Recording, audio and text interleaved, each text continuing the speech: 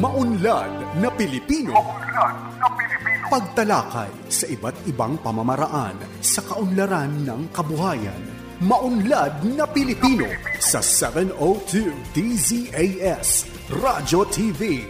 Agapay ng Sambayanan. Ako po si Janeline Arcelias Intoy, the Chairperson of Pistales Agriculture Cooperative of Hampang, Argao, Cebu. Makinig po kayo sa Maunlad na Pilipino Radio Program ng Department of Agriculture.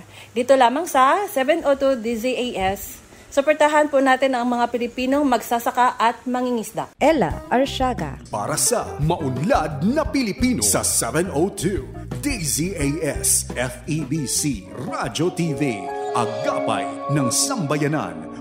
Gumigising ng maaga, panibagong hamon sa'kin ng araw na to. Magsusumikap at nangangarap para lamang sa inyo. Magandang araw mga ka-agri. Ito po ulit ang Maunlad na Pilipino kung saan hatid namin ang mga kaalaman, balita at talakayan tungkol o iikot sa agrikultura. At bago po ang lahat, isang panalangin po muna tayo. Amang makapangyarihan, kami po'y dumudulog sa inyong kabutihan at awa. Ilayo mo po kami at ang aming pamayanan sa anumang sakuna at kapahamakan. Puspusin mo kami ng lakas, tapang at pagkakaisa upang mapaghandaan at mapaglabanan ang anumang pagsubok. Patnubayan mo po, Lord, ang mga nagdilingkod para sa kaligtasan ng lahat at ipagkaloob mo ang kapayapaan sa aming mga puso. Tinataas rin po namin na simula kabuuan hanggang lapag ng programang ito.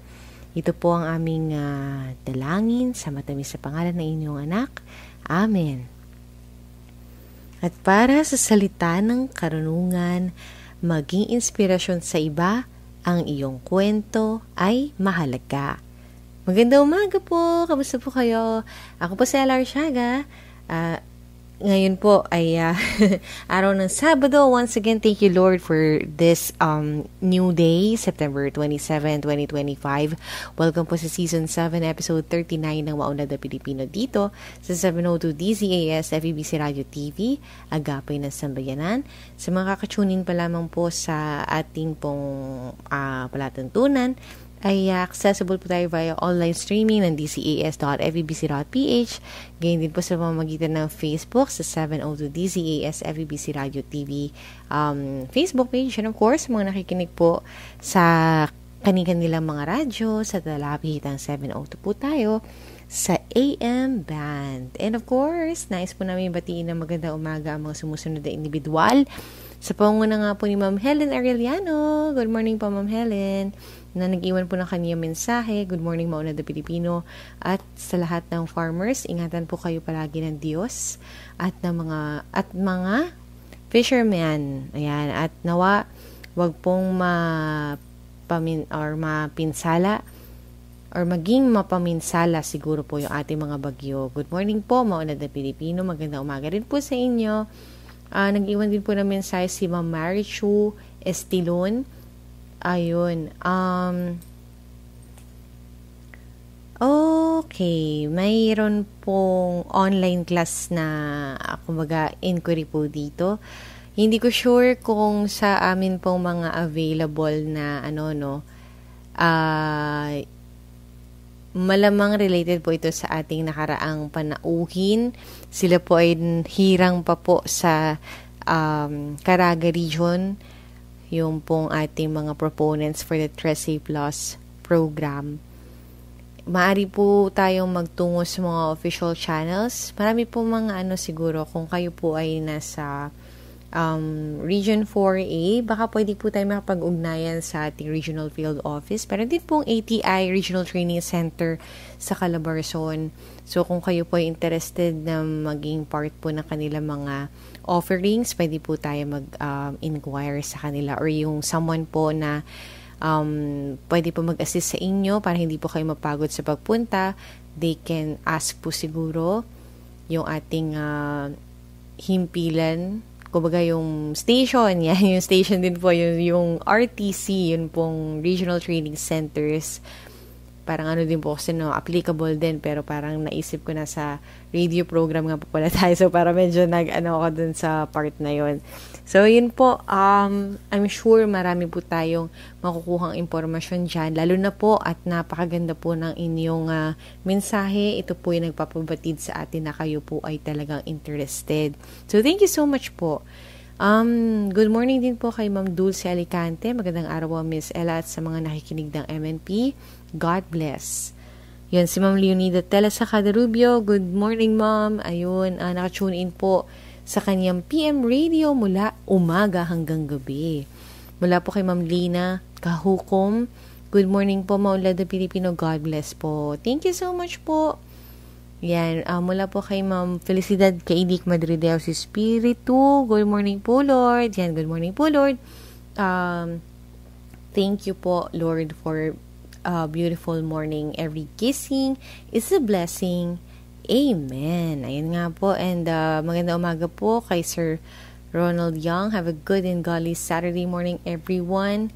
Ayan. Good morning po sa inyong lahat. Kay Ma'am Euversina Bernardino, Leonila De Jesus Espiritu, Epifanio Salvador. Yan po si Sir na mahilig po mag-share na ating program at lubos po kami nagpapasalamat dahil doon. Maraming salamat po, sir. Good morning din po kay Liwayway Atienza. Yan, meron pa po ba kaming nakaligtaan? Good morning po sa inyong lahat. Pati po kay Ma'am Leonila De Jesus Espiritu. Ed Guapo, yun. Napakagwapo po ni Sir Ed Guapo. Tech Marie, ayan, magandang umaga po sa inyong lahat. At para po sa programa natin ngayong umaga, matutunghayan po natin ng Gatas ng Tagumpay, ang kwento po ni Ma'am Gemma Chavez. We're so blessed to be assisted by our colleagues po sa Regional Agriculture and Fisheries Information Section or RAFIS po sa Regional Field Office po ng DA sa Calabarzon.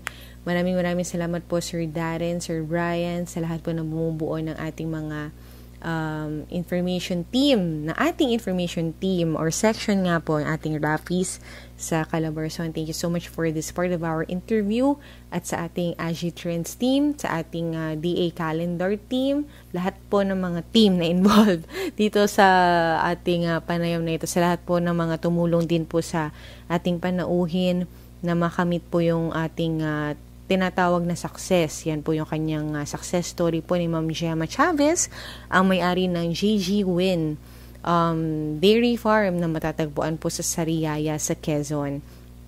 At tunghayan din ang Regions on the Go, Unlad Komunidad, katuwang ang DA Philippine Rural Development Project at ang ating agri-trivia segment na Batid ba Ninyo? Siyempre po lahat ng segment na yan with a variety and with a heart, comes from a heart. Hatid namin sa inyo isang oras na hitik sa impormasyong ugnay sa agrikultura.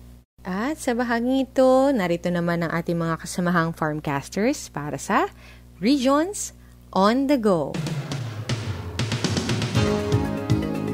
Pangulong Marcos, pinangunahan ang inaugurasyon ng 61.7 million rice processing facility sa Pampanga. Matagumpay na naisagawa ang inaugurasyon ng 61.7 million rice processing system o RPS noong ika-19 ng Setyembre 2025 sa pangunguna ni Pangulong Ferdinand Marcos Jr. para sa pamahalang panlalawigan ng Pampanga, isa sa mga nangungunang probinsya sa produksyon ng palay sa bansa. Ang pasilidad na tinawag na RPS-2 ay may kakayahang maggiling ng 3 tonelada ng palay kada oras gamit ang makabagong makinarya gaya ng pre-cleaner, destoner, huller, polisher, grader, color sorter at automatic packing machine. Mayroon din itong 2 recirculating dryer na tig 12 tonelada ang kapasidad kada batch. Ang pasilidad na ito ay pamamahalaan ng mga Farmers Cooperative at Associations o FCA. Sa kabuuan, magiginabang dito ang mahigit na 36,000 na magsasaka na nagtatanim ng halos 60,000 hektarya ng sakahan. Sa buong bansa, umabot na sa 151 rice processing facilities ang natapos sa ilalim ng Rice Competitiveness Enhancement Fund o RCEF, kung saan 145 dito ay naisakatuparan sa ilalim ng kasalukuyang administrasyon. Dexter Dumol para sa Agribalita, Central Luzon. mahigit 30 milyong pisong halaga ng interbensyon na ipamahagi ng DA Bicol bilang parte ng handog ng Pangulo. May kabuuang 30,183,931 pesos ang mga interbensyon na naipamahagi ng Department of Agriculture Bicol sa 6 na probinsya ng Bicol bilang parte ng handog ng Pangulo Serbisyong Sapat para sa lahat noong ika-13 ng Setyembre. Samantala, ang kadiwa ng Pangulo na nagtampok ng mga exhibitors mula sa DA, DTI, DSWD, DAR, BIFAR at mga provincial local government units sa 6 na probinsya ay nakalikom ng 1,614,969 pesos and 72 centavos sales, habang umabot naman sa 3,000 Bicolano ang nakabili ng tig 10 kilong benteng bigas. Sa kalahatan, 600 bags ng NFA rice na may kabuuang halagang 600,000 pesos ang naibenta ng buong rehiyon sa araw ng kaarawan ni Pangulong Ferdinand R. Marcos Jr.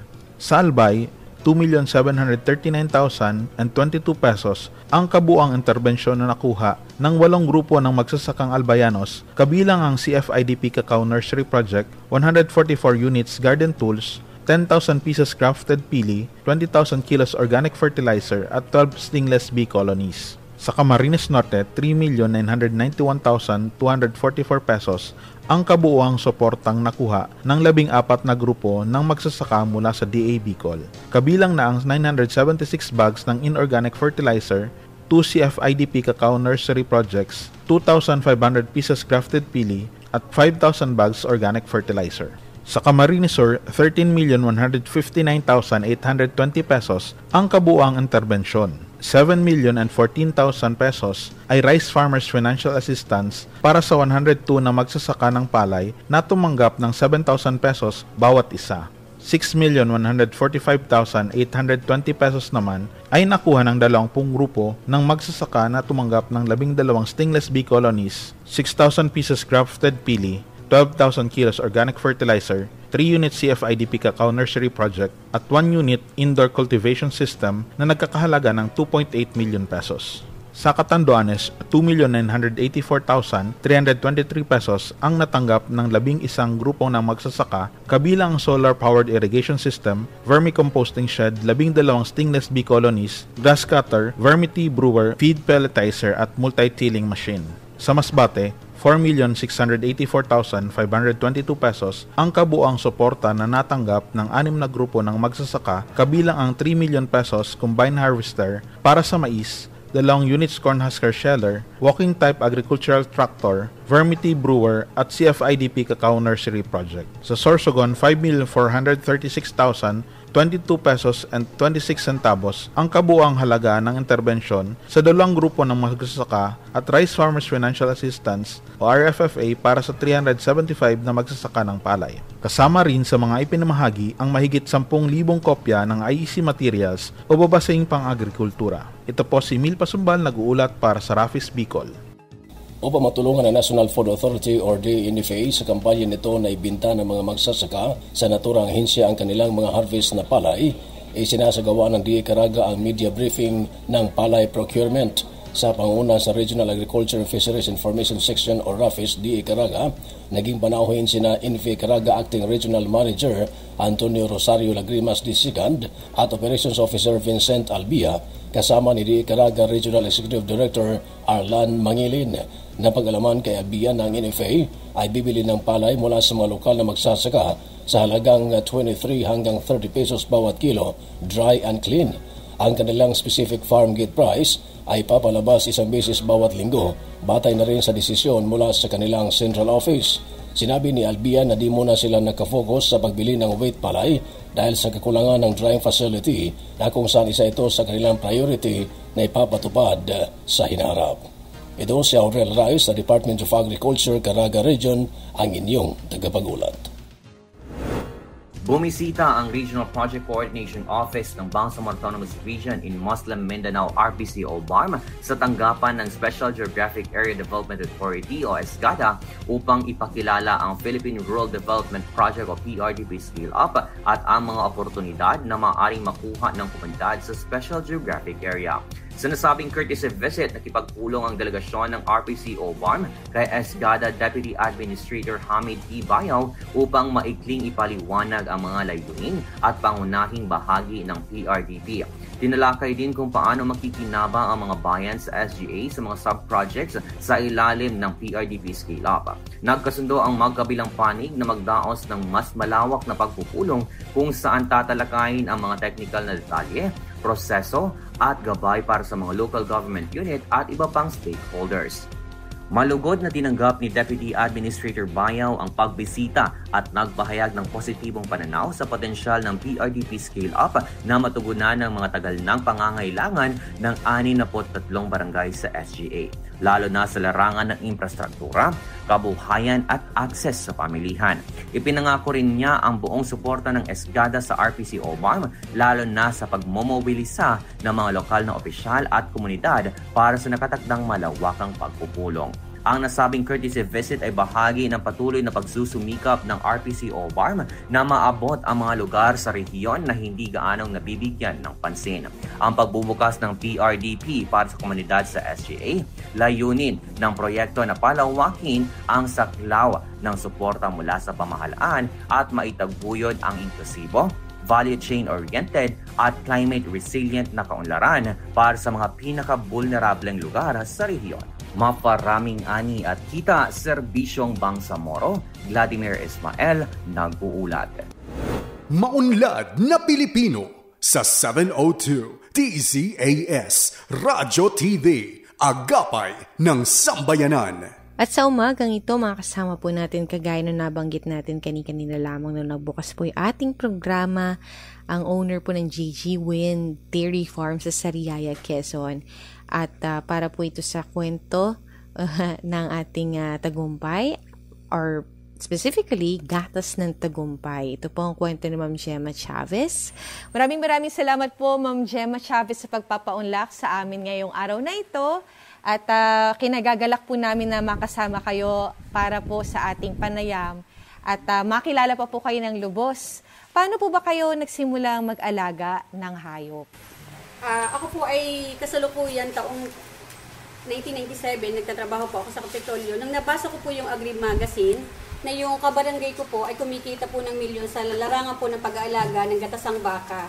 Kung kaya't wala po akong sinayang na oras, nung time na nagsweldo po ako ng kapagtiyet, ako po ay nagmembro po agad sa Falcon Dairy Multipurpose Cooperative upang ako ay maka-avail din ng ganong mga alagang baka.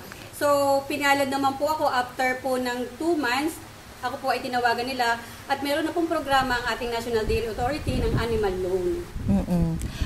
Pero ba, ang dami po sa sektor ng agrikultura, ang dami po natin pwedeng pagpilian. Bakit po napili po natin yung ating commodity na ito at ano po ba yung benepisyo nito na ito po yung napili ninyong kabuhayan? Napili ko po itong pag-aalaga ng dairy animal sapagkat bukod po sa may inahingkang baka, meron ka pa pong bisiro, may gatas ka pa po sa umaga at sa hapon. So, ibig sabihin, may kita po ako sa umaga at sa hapon, may pambili na po ako sigurado ng bigas at pang-ulam, pang-araw-araw. Kung pwede po nating ibahagi sa ating mga taga-subaybay, Ma'am, gaano po ba kalaki yung inyong lugar para po sa ating kabuhayan? Nung una pong sinimulan ko noong 1997, nagsimula po ako sa 7 hektarya, pero yun na hindi po namin pag-aari. Yun po ay inuupahalaan po namin yung 5 hektarya. Yung the rest kong 2, yun po ay pahiram lang po ng aking tiyahin. Habang hindi pa po nila ginagamit, ay ipinahihiram po nila sa akin. Hanggang sa kasalukuyan po, yung 2 hectares po, ipinahihiram pa po nila sa akin ngayon. Pero wala po kaming sariling lupa noong time na yun, maliban po doon sa nanay ko na kalahating hektarya, pero yun po ay occupied din ng nanay ko bilang magagastos. Kailan pa po ba kayo, ilang taon na po kayo sa industriya na ito? 25 years na po ako sa pag-aalaga ng gatasang baka. At dito po sa ating 25 years of experience na nabanggit natin, ano-ano po yung may pagmamalaki nating best practices o sa ibang salita ay mahuhusay na kasanayan dito po sa ating farm? Ang masasabi ko po ay yung pong close monitoring po ng animal health, yun po yung unang-una. At saka po yung naririkin ko po yung magandang production ng mga inahing baka. Kaya yun po yung mas pinadadami ko po at nagpapasalamat po ako sa National Dairy Authority sapagkat napakaganda po ng programa natin na 6 Semen na 100% po babae yung iniaanak niya. Kaya po 3 years na po na panay babae po yung iniaanak ng baka ko until now. Paano po pala kayo ma'am na-involve sa National Dairy Authority? Dahil po ng aming organization, ang Falcon Dairy Cooperative po, isa po yun ang NDA po ang nag-assist since 1985 up to present. So mula nung 1985, hindi po kayo binitawan ng NDA? Yes po, up to present pa rin po at nakakatuwa nga po dahil bawat dairy farm po na ina-assist po ni NDA, talaga pong close monitoring po nila at may mga binibigay po silang mga biologics, gayon din po ang OPB Quezon. Ayun. At kamusta ba ma'am? Tapatin na natin yung ating mga taga-subaybay. Kamusta po yung kita sa ganitong uri na negosyo? At saan po yung nakita ninyong merkado nito? Ang kagandahan po ng aming gatas na yan, sure po yung market namin sa tulong po ng aming planta, ang KKMI po. Ang KKMI po ay katipunan ng Kooperatibang Magagatas Incorporated na makikita po sa Calauan, Laguna, na yan po yung federation namin na binubuo po kami ng 6 na dairy cooperatives na doon po namin sinusulit lahat ang aming mga gatas. Kaya ang katulad namin mga dairy farmer, ang kailangan lang namin is mag-produce ng maraming gatas. Para mas kumita kami na mas marami. At ito po mga gatas na ito, Ma'am Gemma, saan po yung usual natin na pag-distribute nito? Unang-una po, may collection center po kami sa Falcon Dairy Cooperative. Then, kinukuha po yun ng preservant po ni KKMI para po i-process po sa Lamot Dos, Laguna. Para po dalhin po sa mga coffee shops. Usually po talaga or karamihan po sa pinagdadalhan ay coffee shops po. Daily po talaga meron pong dinadalhan po talaga ang KKMI. At ito nga po, syempre nais din nating malaman, ma'am, ano ba yung mga hamon na hinarap po natin bilang dairy farmer? Ang una po ay palibhasa po, ako ay more on office talaga yung work ko nung taong 1997. So, year 2000 ako na-engage talaga sa dairy. Pero talagang sabi nga, pag yung sa farming system, talagang doon napaka-challenging talaga. Pero hindi ko yung sinukuan sapagkat sabi ko, kung hindi ako magtsatsaga, wala ako sa kinilalagyan ko ngayon. At sabi niyo ma'am, sa opisina po kayo noon. Ngayon ma'am, ano po ang ninyo? Naging balita ko po, ayon po sa aming impormasyong nakalap, nag-switch na po talaga kayo as full-time. Yes po, talaga po full-time dairy farmer na po ako sa ngayon. At yun po ay, I'm so proud as a dairy farmer sapagkat ang laki pong naitulong para po mas maiangat po yung pamumuhay po namin. Lalong makatulong ako sa community ko. Wala po tayong pahid ng pagsisisi dun sa move na yun. Kasi yung iba po, di ba, parang secured sila dun sa trabaho nila, parang hindi nila mabitawan. Kayo po? Hindi po kasi mas may peace of mind ako, wala akong stress. Kumbaga, sarili ko yung oras ko. At napakasaya ko na kumikilos ako ng yun na yung daily routine ko, yung pagpa-farming ko at kasama ko na din yung retired husband ko. So, masaya na kami kahit yung anak ko, iminumulat ko din sa kanya na magandang hanap buhay itong pag-dairy farming. Balik po tayo dun sa usapin natin ng mga hamon. Ma'am, nabanggit po ninyo, smooth, laging nandyan to assist ang ating NDA. By any chance, ma'am, meron pa ba kayong mga challenges or hiccups na e-encounter po sa inyo pag-operate? Yes po, talaga pong ang isa pong hindi ko po malilimutan na challenge talaga na halos idapa po talaga kami itong pandemic po kasi almost 8 months kaming walang sales of milk. Kaya po bilang isang ordinaryong dairy farmer, napakahirap po i-sustain yung pangangailangan kasi noong time na yun may tao kami. May 3 kaming taong sumisweldo monthly. So wala kami i-sustain doon. Kaya mahirap man sa akin, matagal ko silang kasama kasi halos grade 6 pa lang sila, kasama na namin sila dito sa aming hanap buhay na to. Kailangan kong i-give up sila kasi pag pare-pareho kami sama-sama, hindi namin kaya sustain man lang yung sa daily needs namin sa baka. So, naghiwa-hiwalay kami pero maganda yung paghihiwalay namin. And kung kami may pinupuntahan, sila yung nagiging on-call namin na para mag-alaga ng aming mga baka. Pero sa tulong at gabay ng NDA, kahit pandemic yun na 8 months na walang sales, yun namang sustainable naman yung kanilang corn silage sa amin. Kumbaga, nabawasan mo yung alaga ng baka kasi ibinenta namin para masustain naman yung needs namin sa daily. Kasi nga, hindi kami nakakalabas. Kaya, kumbaga, yun, halos yung iba naming mga iba naming miyembro ng aming Falcon Dairy Cooperative ay nag-resign kasi hindi rin nila kayang isusustain. Pero kami, pilit namin kaming lumaban para until now, makup up uli namin yung dati naming production. Kasi nung time ng pandemic na yon, January, starting ang anakan ng baka namin, 138 liters per day kami. Pero until now, hindi ko pa rin siya maibalik ngayon kasi yung mga malalakas sa production kong baka, nabenta ko nung time na yun kasi nagka-mastitis sila. So, kailangan nilang mabenta kasi wala kaming bagong anakan yun, kailangan namin mabenta talaga sila. Kasi di sa mamatay sila sa sakit ng mastitis kasi pa nagmi-milk fever sila eh.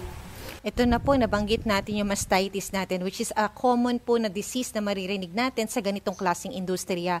Paano po natin ito, ma'am, namimitigate yung presence po nito?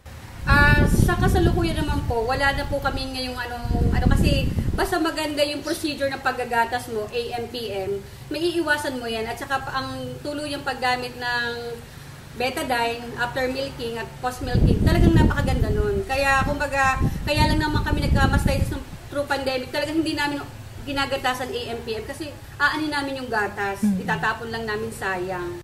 At magbabalik po ang ating makremang kwentuhan. Kasama po si Ma'am Gemma makalipas sa ilang sandali. Oh, anak, ang kita aso! Aray! Uy, Tay! Okay ka lang po ba? Para kalmot lang. Malayo sa bituka. Oops, teka lang, Tay. Baka may rabies yan. Dapat sabunin at hugasan agad ang sugat ng 10 hanggang 15 minuto. Lagyan lamang ng alcohol o iodine para talagang malinis. Tapos, pumunta sa pinakamalapit na health center para magpakonsulta. Balik po kayo sa susunod na schedule natin po, ha? Salamat po. Agad na hugasang maigi ang sugat at pumunta sa health center. Basta wais, iwas rabies. Organic fertilizer ba ang hanap na matipid at magandang ipalaganap? Halina at sumama, wala nang teka-teka, tara na mag-composting na. Para sa libreng makinarya sa paggawa ng compost or organic fertilizer, tara na at mag-composting facility for biodegradable waste o CFBW. Halina't makipag-ugnayan sa Bureau of Soils and Water Management o BSWM para sa karagdagang detalye. Para sa soil health, para sa soil health na, soil health na. At nagbabalik po tayo sa Maunlad na Pilipino. Kasama pa rin po natin si Ma'am Gemma Chavez, ang atin pong panauhin sa umagang ito. Dito po, ma'am, sa mga natutunan on how to handle yung mga challenges natin. Meron po ba tayo mga trainings na na-attendan to increase our knowledge po sa ganitong klaseng bagay? Yes po. Ever since po si NDA po, talagang hindi pa po talaga nagpa-pandemic. Bagong membro pa lang po ako ng Falcon Dairy noon. Talagang may mga trainings na po sila sa pagluluto po, sa pagpaprocess ng home base ng mga gatas ng baka. Kaya lang hindi po namin pinapansin noon. Pero nung pandemic po talaga, natuto po ako mag-milk oatgel, leche plan, fresh milk, choco milk. Talaga po yung kinarir po namin, dinideliver po ng asawa ko, kami mag-asawa. Sa Tayabas, sa Kakuler kami, nakapick up kami. Kung iwan namin yung kaisa sa naming anak. Kaya lang, hindi rin po kami nagtagal sapagkat sabi ng nanay ko, bahagya na kayo nagkaanak at kayo matatanda na, baka kayo maging carrier pa ng COVID na yan. Ay, sayang ang inyong perang inyong inano dyan dahil mawawalan kayo ng anak. Kaya yun, mas inisip namin na kahit walang pera, walang kita, basta yung pamilya namin buo, noong time na yun. Kaya yun, tumigil ako sa pagluluto, pagluluto ng home base na yan. So, sa ibig niyo po sabihin, ma'am, mas nag-focus kayo sa raw rather than yung pagpaprocess po natin ng ating ginagatas? Opo, during nung pandemic, kasi walang sales of milk. Yes. Sa ngayon, balik na po tayo ulit? Opo. Balik na po ulit sa pagpuproduce. Ano po yung mga products natin? Nabanggit nyo kanina yung mga niluluto. Ano po yung up to current po na ino-offer natin? Mostly po ay inaano ko po yung milk oatgel kasi mas madali po siyang lutuin. Kaya lang hindi ako nakapag-prepare today. Okay lang po yun, ma'am. Sa mga markets po natin, nabanggit natin kanina yung mga coffee shops natin for our milk po, no? Dun sa ating product, ma'am, meron din tayong specific na pinagdadalhan. Sa Tayabas po? Opo, yun po yung mga kainan, yung mga restaurant po na mga estudyante po kasi may students po doon. Mas gusto po nila, instead of soft drinks, yung mga mula sa produkto po ng gatas para masustansya daw po. Kaya mas maganda po yung kita namin din doon nung time ng pandemic. Kaya lang talagang iniiwasan nga po maging carrier kami dito sa bahay. Ayun. At siya, natatouch na po natin tungkol sa sustansya, no po. How can you attest po sa household po ninyo, ito din po yung inyong iniinom madalas? Opo, iminimix po namin sa coffee, sa bird coffee, or pure po namin after milking, sinasala lang po namin yan ng clean cloth. Ano na po, ini-intake na po namin yung fresh milk para wala pong preservatives. Okay lang po. Opo. Sige po, para po sa benepisyo ng mga wala dito physical sa inyong farm, pwede po ba ninyo silang parang kumbaga i-tour? Ano po yung mga matatagpuan sa inyong dairy farm? Ang makikita niyo po dito sa aking dairy farm ay aking mga alagang baka, mga native goats, native pigs, aming pong gansa at mga native chickens. At meron po kaming stainless bee sa likod at saka po ang aming mga high value crops katulad po ng mga avocado, saging, santol, siniguelas. Ayun. So, dito po, pinangalanan niyo po siya na JG, ano po ito? JG Win. J from J, G from Gemma, Win as from my son, Win Real. So, it's parang pamilya po talaga ang pinanggalingan ng ating pangalan ng dairy farm. At tandaan po ito ng ating mga tagapakinig, maaaring ang inyong binibisitang coffee shop ay galing po sa JG Win po ang ating gatas. Sariling-sariling atin po. Galing sa Quezon. At dito po ma'am, nais nating malaman, paano po ba specifically nakatulong sa inyo ang DA National Livestock Program? Tunay na napakalaki na itulong po sa aming mga individual dairy farmers sapagkat unang-una ang animal loan. Kasi diyan po kami nagsimula sa animal loan. Kung wala pong animal loan from DA to NDA, hindi po kami makakapag-provide ng ganyang kagagandang kalidad na baka, nagatasan. At sa isang ordinaryong katulad namin, hindi po kami makakabili talaga. As in, magkakasaot po kami. Mahigit napakaganda po ng pautan na ganyan. Napaka long term po kasi 5 years. Babayaran mo lang siya, hindi po in cash. In kind din po namin babayaran katulad po ng pregnant keeper po ang pagbabalik. Kaya napakaganda pong programa. Sa kasalukuyan din ma'am, ilang pong heads yung meron natin ng mga baka? Sa kasalukuyan po, yung heads ko po ngayon is 19 heads. So, lahat po ito ay mga babae po, karamihan? Lahat po ay babae. Kasi nga po, gawa po ng 6 Semen na programa din po ng ating NDA. Yes. At syempre, ma'am, hindi namin palalagpasin. Nabalitaan din po namin, kayo po ay Gawad Saka Awardee. Ano po yung masasabi ninyo sa parangal na inyong natanggap? Unang-una po talagang, hindi ko din po in-expect na ako po ay makakatanggap na isang mataas sa parangal mula po sa ating DA. Pero sa larangan nga po ng pag-aalaga po ng baka, talaga pong isang napakalaking tulong nito para sa akin sapagkat ito'y matagal ko ng pangarap kahit nung una pa man. Nasabi ko, paano ba ako magiging qualified as Gawad Saka winner? Kasi may mga kasama na kong founder ko na nanalo na rin sa organization ko, 2. Pero sa tulong po at gabay ng ating OPB Quezon, LGU, DA Region, kumbaga yung mga alaga na-required na bilang, nandito lang sa farm ko. Kumbaga, nakita din nila yung records ko na kumikita pala, nakakatulong para mas mayangat yung pamumuhay ng isang individual farmer. Kaya, mas lalo kong pinahalagahan ang pag-agrikultura, ang pagyamanin ng pag-aalaga ng hayop. Sa nabanggit po ninyo, ma'am, naisip po ninyo may mga iba nang before sa inyo na nakatanggap na rin ng parangal. Sa inyong palagay, ano po yung nakapagpanalo sa inyo sa Gawad Saka? Ang unang-una po ay yung pong pagiging matipid at masipag at pagtsatsaga at pagmamahal, yung well tender love and care sa hayop. Kasi pag binibigyan mo siya ng more attention at more na pagmamahal, mas lalong pinapadami ng baka ang gatas, mas lalong lumalaki yung kita namin. So, yun yung malaking bagay na nakita nila yung ROI ko ay more than 100%. More than sa expenses. Ang expenses namin napaka-less kasi more on grasses talagang gamit namin sa farm. Pagkatapos po ng parangal na ito, ano po yung mga susunod nating hakbang? Nagsisimula na po ako sa tulong po ng LGU at OPB Quezon na maging learning site po itong area ko para mas lalo po ako makatulong sa mga individual na katulad ng patuloy naman po akong tumatanggap ng libreng OJT mula po sa iba't ibang eskwelahan at yung mga trainees going to New Zealand and Japan. Kaya sana po ay dumating yung panahon na ma-accredit po itong farm ko ng ating pamahalaan.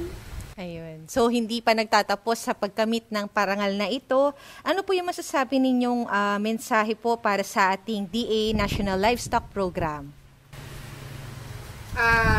Isa po yan sa napakaganda at nakakatulong sa bawat individual na farmer sapagkat diyan namin kinukuha ang lahat ng mga gastusin ng mga pagpapaaral namin sa mga anak namin dahil isa sa mas lalong ikauunlad ng bawat farmer ang pagtulong ng ating ahensya. Kaya sa aming mga magbabaka ay talagang napakalaking tulong ng mga programa ng ating gobyerno ngayon. Ayan, at dahil dyan, paano po kayo makatutulong sa pagkamit ng isang masaganang bagong Pilipinas?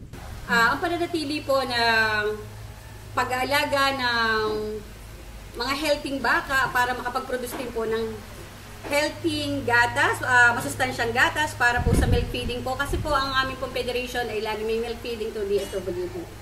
Ayun. So kayo po ay katuwang sa pagpo-provide na masustansya na gatas ng ating bansa. Maraming salamat po at dahil dyan sa mga nais po na mag-umpisa siguro ng same po sa inyong ginawa sa inyong dairy farm, ano po yung inyong may papayo sa kanila? Bilang isang babae katulad ko, hindi sagabal ang laki or walang lupa kasi talaga nagsimula din ako sa walang lupa, pero sa tulong at gabay ng Panginoon natin unang-una at saka yung pagiging matyaga sa buhay, yun yung naging hagdanan ko para maabot ko kung anong meron ako ngayon. Sa mga nagnanais pong dumalaw sa inyong farm, meron po ba kayong guide sa kanila? Meron din po ba kayong presence sa social media? Yun lang pong, wala po, kundi yun lang pong sa amin sa Google Map lang po nila yung JJ Win Dairy Farm. Masa-search na po nila itong farm ko at welcome naman po anytime ang lahat po gusto mag-farm visit po dito. Bagamat itinapakaliit lang ang pong farm. At maraming salamat po para sa Gatas at Tagumpay. Ang kwento po ni Ma'am Gemma Chavez, ang owner po ng JJ Win Dairy Farm sa Sariaya, sa Quezon. Maunlad na Pilipino sa 702 DZAS Radyo TV, Agapay ng Sambayanan. Ayan, we're so glad to always have ang atin po mga kasamahan sa Philippine Rural Development Project.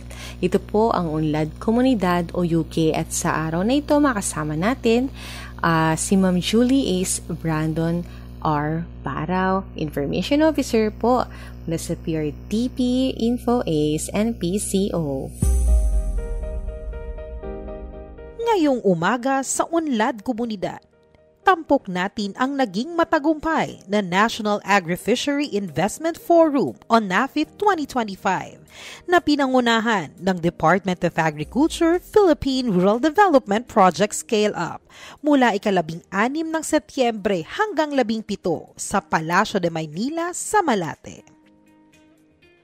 Sa loob ng 3 araw, nagtipon ang mga gobernador, mga miyembro ng Sangguniang Panglalawigang Agriculture Committee, provincial planners, administrators, at iba pang opisyal mula sa national government agencies, government financial institutions, at maging mga kinatawan ng pribadong sektor. Layunin ng pagtitipon na ihanay ang pambansang pondo at programa sa mga prioridad ng mga lalawigan sa ilalim ng masaganang Bagong Pilipinas Agenda. Isang hakbang upang mapalakas ang seguridad sa pagkain, gawing moderno ang agrikultura at pangingisda, at mapabuti ang kabuhayan ng ating magsasaka at mangingisda. Sa kaniyang pahayag, binigyang diin ni DA Finance Undersecretary Nora C. Oliveros na hindi maisasakatuparan ang makabuluhang pagbabago kung walang pagtutulungan. Ayon sa kanya, mahalagang hakbang ang pagsulong ng forum na ito dahil pinapatibay nito ang ating sama-samang pangako na maiangat ang buhay ng mga magsasaka at mangingisda. Sa pamamagitan ng PRDP Scale-Up, layunin ng DA na makapagbigay ng makabuluhang infrastruktura, mapalakas ang mga negosyo at matiyak na ang mga interbensyon ay tumutugon sa tunay na pangangailangan ng mga komunidad. Sinundan ito ng mensahe mula kay DA Undersecretary for Policy, Planning and Regulations, Attorney Asis G. Perez, na nagsabing dapat nakabatay sa aktwal na pangangailangan ang lahat ng pondo at proyekto. Giit niya, iniaayon ang mga pondo sa mga prioridad ng bawat lalawigan upang masigurong ang mga pamumuhunan ay nagiging tiyak na hakbang na nagpapalakas sa value chain, nagbubukas ng panibagong merkado at nagpapatatag ng mga pamayanan. Bukod sa mga teknikal na talakayan tungkol sa palay, mais, livestock, fisheries, aquaculture at high-valued crops, nagkaroon din ng ride shop at breakout sessions. Sa mga ito, tinukoy at inayos ng mga lalawigan ang kanilang pangunahing commodities at investment requirements. Ang mga output mula rito ay isinama sa Provincial Commodity Investment Plans o PCIPs at Regional Agri-Fishery Investment Portfolios o RAFIP na magsisilbing gabay para sa mga susunod na pondo at proyekto.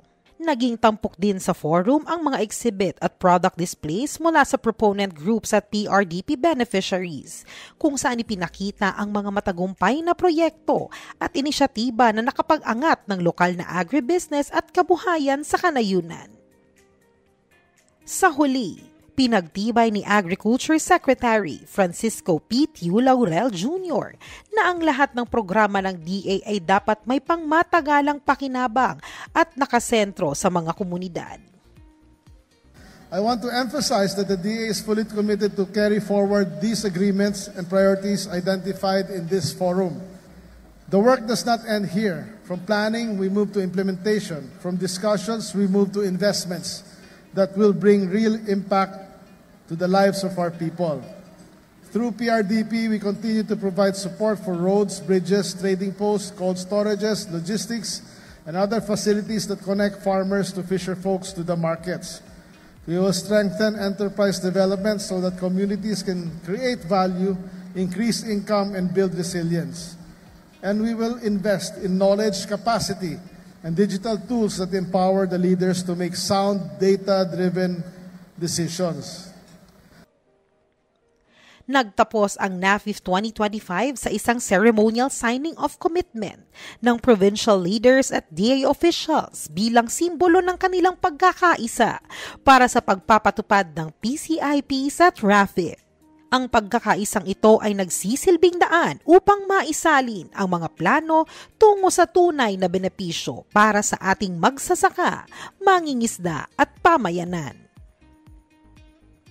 Para sa iba pang balita at impormasyon tungkol sa mga programa ng Department of Agriculture, patuloy na makinig tuwing Sabado ng umaga dito sa Unlad Komunidad. Ang programa sa radyo ng Department of Agriculture Philippine Rural Development Project Scale Up. Enabling communities, expanding opportunities. And for the nth time, maraming salamat po Ma'am Julie Ace Brandon Arbarao. Once again, the Information Officer for PRDP, InfoAce, and PCO. Abangan pa po mga inihandang bahagi ng Unlad Komunidad dito pa rin sa Maunlad na Pilipino, 702 DZAS. At once again po, para po sa Command Center information po natin, hatid ni Binibining Ira Cruz ang ating Agri-Trivia segment. Magandang Sabado mga kaagapay at mga kaagri, narito na naman tayo sa ating Agri-Trivia segment, ang Batid Ba Ninyo? Batid ba ninyo na nakatakdang ilunsad ng Kagawaran ng Agrikultura ngayong Nobyembre ang Command Center, ang tinatawag na Digital Nerve Center na layong magbigay ng mas matalinong pamamahala sa food supply chain ng bansa? Ayon kay Kalihim Francisco P. Tiu Laurel Jr., sa una niyang pag-upo sa pwesto, ang kanyang paniniwala ay triple P. Produce, produce, produce. Ngunit matapos ang halos 2 taon, nadagdagan ito ng isa pang mahalagang prinsipyo, ang triple M, o manage, manage, manage. Unang tututukan ng Command Center ang rice value chain mula sa produksyon, imports, inventaryo, presyo, konsumo, pasilidad, irigasyon hanggang sa kalakaran sa pandaigdigang merkado. Layon nitong pagsama-samahin ang datos mula sa iba't ibang ahensya upang mas mabilis at mas episyente ang desisyon para sa sektor ng agrikultura. Sa pamamagitan nito, inaasahang mas magiging malinaw ang forecasting ng supply at demand ng bigas na makatutulong maiwasan ang biglaang pagtaas o pagbaba ng presyo. Ang ganitong sistema ay magsisilbing proteksyon para sa ating mga magsasaka at para na rin sa katatagan ng ekonomiya. At hindi lang bigas ang sakop nito, gagamitin din ang modelong ito sa iba pang sektor tulad ng high-value crops, livestock, poultry at fisheries, kasama na ang centralized registration ng mga food facilities at warehouses. Ito ay bahagi ng pangarap ni Pangulong Ferdinand R. Marcos Jr. para sa isang makabagong agrikultura at isang food secure na bansa.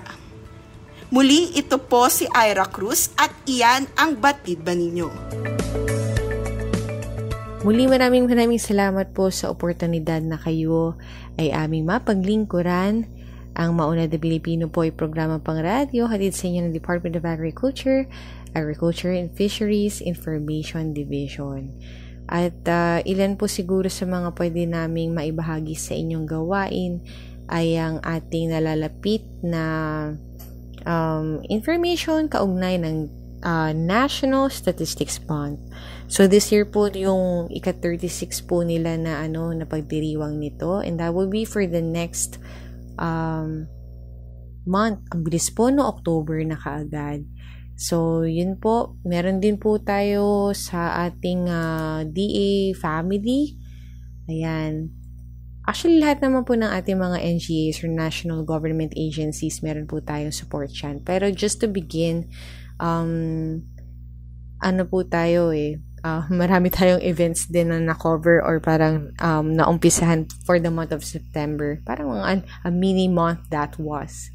Una na nga po dyan yung ating 125th years po, celebration po ng anibersaryo din ng Philippine Civil Service. Ayan, bawat kawani, lingkod bayani, puso, dangal at galing para sa bayan.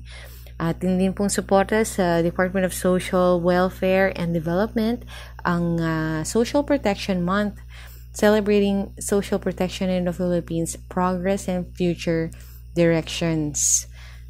At ginanap din po this month ang 62nd FishCon Week, pangisda ang masagana, sapat na isda para sa bawat pamilya po, or sapat na isda sa bawat pamilya. So, that was a few weeks ago, September 15 to 19 po ang ating 62nd FishCon Week. Another one for the Department of Social Welfare and Development or DSWD, ang National Filipino Family Week. I think, or tama siguro, last week lang to. September 22nd to 26. Polisiya makapamilya tungo sa higit na matatag, maginhawa at panatag na pamilya sa bagong Pilipinas. Dito nga po ay sa noong 22, meron ding directive for the sabay-sabay na pagkain po ng Filipino family. So pinapa po talaga dito, hiwatig or pinababatid na mahalaga po talaga yung pagsasama-sama or pagbubuklod ng pamilyang Pilipino over a shared meal. So alam po natin yan na paborito po nating gawain sa Pilipinas yung bonding over food. So that will be some of the events na ating na support po. And so many more. For more information, maaari kayo magtungo sa mga official channels ng Department of Agriculture. Meron tayo sa Facebook, TikTok and Instagram. That will be at DA Central Philippines. We also have on YouTube and X, DA or at DA Central PH. We also have our official website at www.da.gov.ph. Ayan. So what else? You could also follow po sa Maunlad na Pilipino where you share some of the contents din po ng ating official channels for DA. That is facebook.com/Maunlad na Pilipino. So, yun nga po, para po sa pagkain kaisipan. Mula sa aklat ng Genesis, Kabanata 16, Talata 8, Hagar, alipin ni Sarai, saan ka nanggaling at saan ka pupunta? Tanong ng anghel. Tumakas po ako sa aking Panginoon, ang sagot ni Hagar. Mula po sa Department of Agriculture, inyo po napakinggan na edisyong ito ng Maunlad na Pilipino dito sa 702 DZAS FEBC Radio TV, Agapay na Sambayanan, na mahimpilan po sa Ortigas Center, Pasig City at kasapi ng KBP o ang kapisanan ng mga broadcaster ng Pilipinas. Once again, thank you so much po sa aming DZAS family, nakatuwang sa bawat episode na hatid namin sa inyo, kabilang ang isang ito at sa inyo po mga tagapakinig mula sa umpisa hanggang katapusan ng ating episode this Saturday morning. We're so happy to have you. And next week po ulit ha, samahan nyo kami ulit sa ganap na ika-alas 5 hanggang alas 6 ng umaga. Kasama po lahat namin katuwang sa programang ito. Kabilang po si Ma'am Ira Cruz, ang ating mga kawani sa DA AFI at lahat na po sa DA family. Rafis yan. Maraming salamat po. Ito ang Maunlad na Pilipino. Hanggang sa muli po magtanim ng pangarap, mag-ani ng tagumpay para sa masaganang bagong Pilipinas. Ako po si Alar Siaga, nagsasabi na enjoy the rest of the weekend. Bahay, may isasaing, may ihahain sa lahat. Maunlad na Pilipino sa 702 DZAS Radyo TV, Agapay ng Sambayanan.